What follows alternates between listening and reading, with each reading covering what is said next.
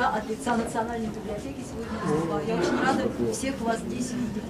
И рада, что нас пригласили на ваш праздник, потому что у нас давняя дружба с общественным центром. И евреи – это народ книги.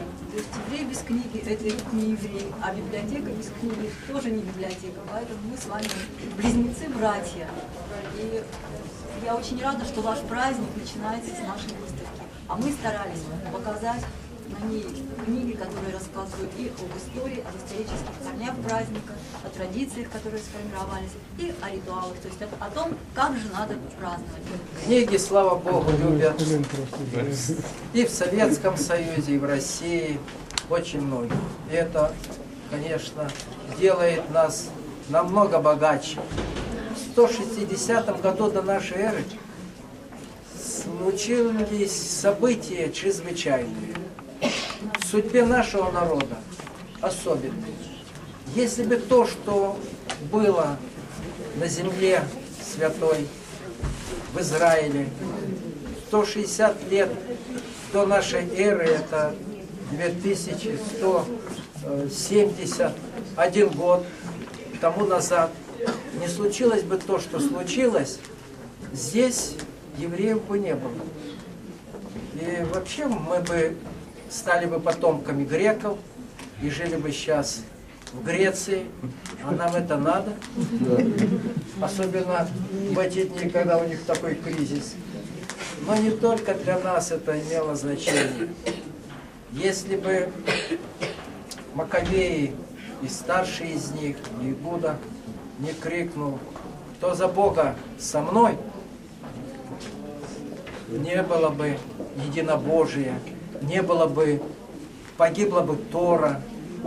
Странно и страшно сказать, а через 160 лет должен был родиться Иисус Христос в еврейской семье, а евреев бы не было. И в 650 году Мухаммед, когда получил от Всевышнего Коран, до этого он прочитал Тору. И Новый Завет тоже. Это событие, война, которую вели Маковеи, это была особая война. Это была война не за землю. Это была война даже не за свободу. В те времена понятие свободы было не столь актуально, как в наши дни. Это была борьба не за рабов, это не за деньги, за идею, а точнее за то, чтобы оставаться евреями. После победы народ совершил освящение храма, первую Хануку. С тех пор праздники каждый год мы зажигаем наш священный светильник, который называется Ханукия. На выставке мы представили как раз Ханукии, и что у нас было, мы все собрали. И мы знаем, что перед тем, как зажечь Ханукию, читаются 3 благословения. Первое благословение читается на Хануку, второе благословение читается на чудо, и третье благословение читается на время. Все 3 благословения читаются в первый день, в остальные все 8 свечек мы читаем 2 благословения. И раз у нас новоселье в храме, значит, Ханука — это праздник света, это победа малого света над бездной тьмы, потому что Маковеи были малочисленны, войска греческие были намного превышали. Это победа простых, но твердых в своей вере людей над грозным, бездушным императором. И вся история завершается еще одним чудом, о котором мы сегодня говорили, это чудо с маслом.